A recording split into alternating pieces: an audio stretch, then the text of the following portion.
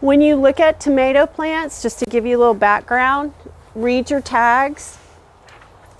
So Saturday I took home 12 two little baby 6-packs of your new rodeo tomato.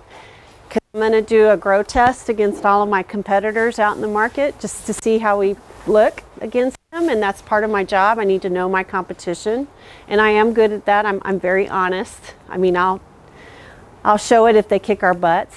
What does rodeo tomato mean? Is that a variety of tomato? It's a variety. They come out with a new one every year. It's a variety that's the rodeo tomato. Yes. San Antonio thing? Yes.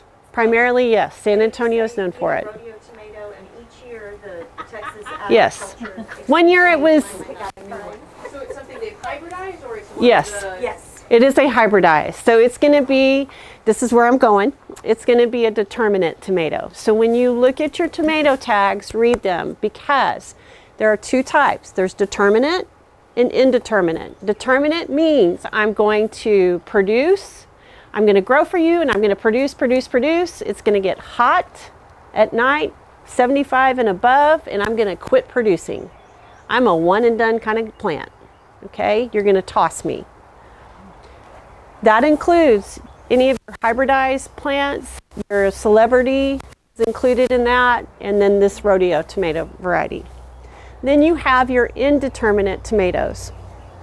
Indeterminate tomatoes will grow for me in the spring, fruit for me. It's going to get hot. I'm going to quit fruiting.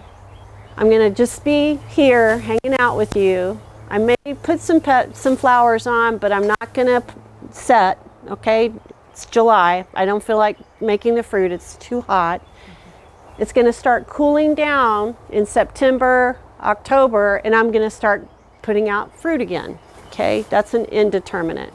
And that typically is more of your heirloom varieties more than any of them. So read your tags.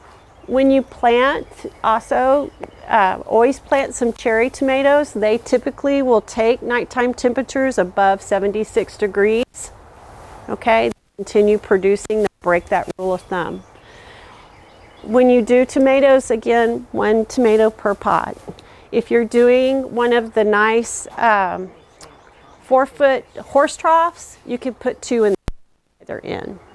Always make sure you cage your tomatoes when you plant them, because once they start growing, yeah, you try work cage around them. Good luck with that. But you want them pulled up. And the reason for that, you don't want them laying over, is because you don't want them to get a soil-borne fungal disease, okay? When the dirt splashes up onto them. When the tomato plant is growing, if you get some pieces that are way too close to the ground, cut them. It's okay. They don't mind. They'll be just fine, okay? So 1 plant would go in there? 1 plant for that okay, pot. Got it. Yeah. 10 gallon and above. No 5-gallon buckets. They're too small. Pepper plants, you could do 2 peppers in there. I wouldn't be as worried about it, but not the tomato. Peppers are a little bit smaller. Okay.